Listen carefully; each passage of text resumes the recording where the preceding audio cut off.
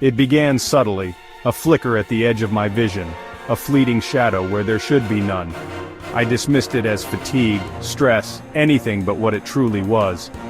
The world shimmered, reality itself seeming to bend and distort.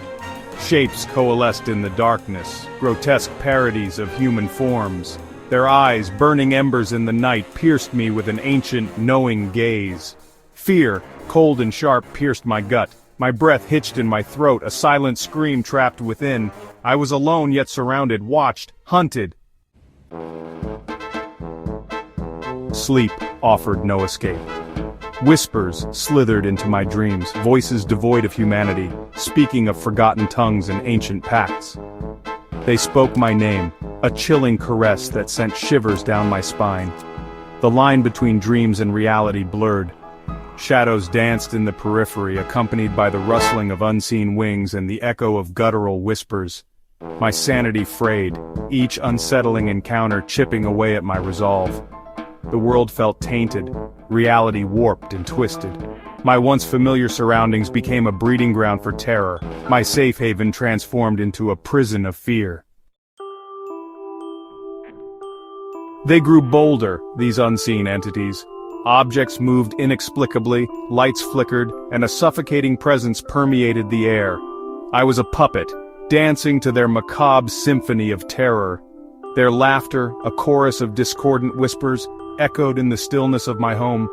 They were toying with me, reveling in my descent into madness. My pleas for respite, for mercy, were met with mocking silence. My reflection in the mirror no longer offered comfort. The face staring back at me was gaunt, haunted, eyes wide with growing terror. I was a stranger to myself, lost in a labyrinth of fear with no escape in sight. I questioned my sanity, clinging to the remnants of my former life. Every day felt like a battle against an unseen enemy, a relentless force that sought to unravel the very fabric of my being. I could no longer trust my senses, as they betrayed me at every turn. But the evidence was irrefutable. The fleeting glimpses of monstrous forms, shadows that danced just beyond the edge of my vision, taunting me with their elusive presence.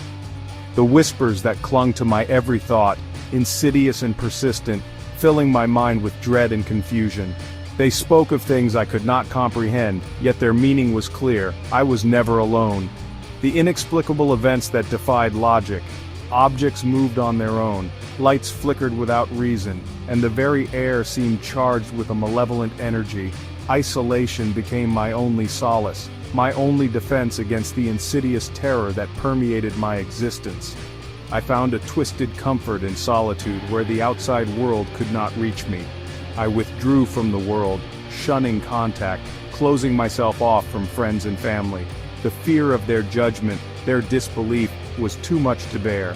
Fearing the judgment in people's eyes, the skepticism that would surely greet my confessions. I could not face their pity or their scorn, the disbelief that would surely greet my truth. I was trapped in a reality that no one else could see, a nightmare that I alone had to endure. The walls of my home, once a symbol of comfort and security, now felt like the bars of a cage, trapping me with the unseen horrors that lurked just beyond my perception. My sanctuary had become my prison, now felt like the bars of a cage, trapping me with the unseen horrors that lurked just beyond my perception. The windows, once gateways to the world, now seemed like portals to another realm, filled with unspeakable terror.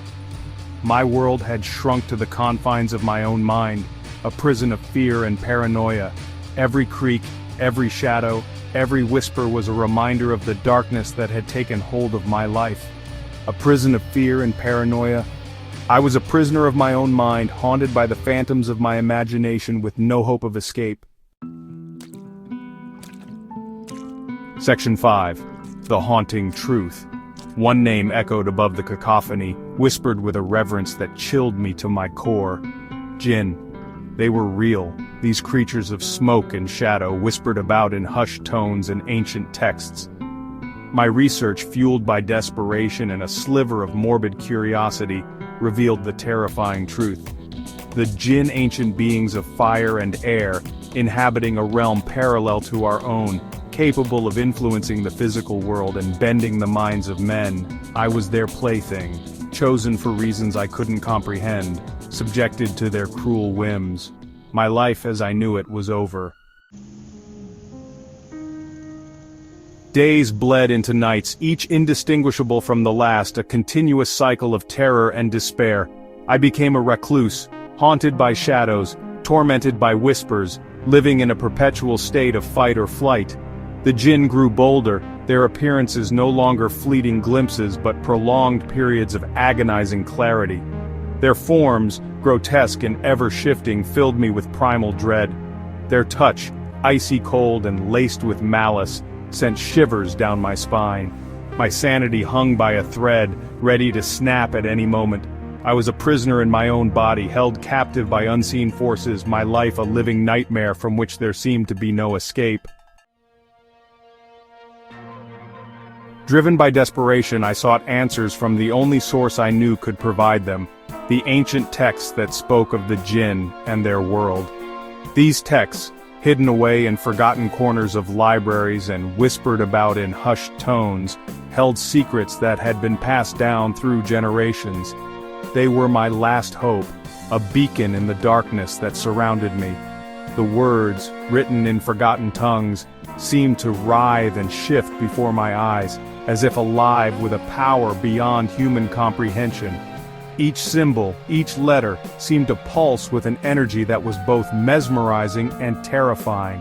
It was as if the texts themselves were aware of my presence, responding to my desperate need for knowledge. I learned of pacts made in blood, binding agreements that could not be broken without dire consequences. These pacts were more than mere promises. They were lifelines, connecting the human world to the realm of the Jinn in ways that were both profound and perilous. Of ancient grudges held for centuries, grudges that fueled endless cycles of revenge and retribution. These were not simple disputes but deep-seated enmities that had shaped the destinies of entire families and communities, of the delicate balance between the realm of men and the realm of the Jinn. This balance was fragile, maintained through rituals and respect, and easily disrupted by ignorance or malice. The consequences of such disruptions were often catastrophic, leading to chaos and suffering on both sides. And I began to suspect that I was not merely a random victim, but someone who had been chosen, targeted for reasons I could not yet comprehend. The feeling of being watched, of unseen eyes following my every move, became a constant presence in my life, but a pawn in a game played by forces beyond my understanding. These forces, ancient and powerful, seemed to manipulate events and people with a precision that was both awe-inspiring and terrifying. I felt like a piece on a chessboard, moved by hands I could not see. A terrifying thought took root in my mind. What if I was not the one being haunted, but the one who had inadvertently invited them into my life? The rituals, the texts, the desperate search for answers. Had I, in my ignorance, opened a door that should have remained closed? But the one who had inadvertently invited them into my life, the realization was a chilling one, filling me with a dread that was almost palpable. Had my quest for knowledge and understanding led me down a path from which there was no return? My grandmother's words echoed in the recesses of my memory. She used to tell me stories of our ancestors, of their dealings with beings from another realm. I had dismissed them as folklore, harmless tales meant to frighten children. Now, I remembered a specific story, one that sent a chill down my spine. A pact made generations ago, a promise of protection in exchange for something far more sinister. The details remained elusive, lost to the passage of time, but the feeling of unease lingered. Had I, through some unknowable action, awakened this ancient agreement? Had I unknowingly invited the Jinn into my life, fulfilling a pact made generations ago? The realization hit me like a physical blow. It was as if the weight of centuries had suddenly descended upon my shoulders, a burden I was never prepared to carry. The truth was overwhelming, almost suffocating in its intensity. I was not cursed, nor was I going mad. The visions, the whispers in the dark, they were not figments of a fractured mind. They were real, as real as the blood that coursed through my veins. I was part of something much larger, something ancient and unyielding. I was simply fulfilling my family's destiny, paying the price for a pact made long ago. A pact sealed with blood and bound by the threads of fate. The old family portraits, the ancient books filled with secrets, they all pointed to this inevitable conclusion. The ability to see the Jinn, a gift passed down through generations, was not a blessing, but a curse. A curse that brought with it the weight of responsibility and the terror of the unknown. The Jinn, with their haunting eyes and otherworldly presence, were a constant reminder of the price we had to pay. As the last vestiges of my sanity slipped away, I felt a strange sense of acceptance. It was as if I had finally found my place in the grand tapestry of existence. The fear and confusion melted away, replaced by a serene understanding of my role in this cosmic dance. This was my fate, my birthright, to be the one who could see beyond the veil, to bridge the gap between the human and the supernatural. It was a heavy burden, but one I was destined to bear. The mirror reflected not just my face, but the faces of all those who came before me, each one a link in the unbroken chain of our lineage. I was born to be a conduit between worlds, a bridge between the human and the supernatural.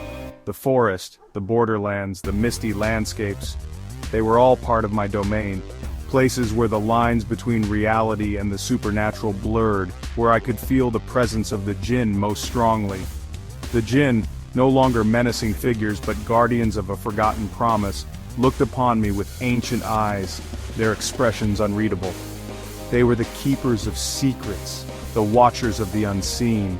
Their glowing eyes held the wisdom of ages, and in their presence I felt both insignificant and profoundly important. I was theirs, bound to them for eternity. The shadowy figures, the ghostly apparitions, they were my constant companions. They whispered to me, guided me, and in their own way, they loved me. I was their bridge to the human world, and they were my link to the supernatural. And as the line between worlds blurred, I embraced the darkness, surrendering to the terrifying beauty of the unseen. The abyss was no longer something to fear, but something to embrace. The shadows were my allies, the darkness my home. In the end, I found peace in the acceptance of my fate, and the terrifying beauty of the unseen became my sanctuary.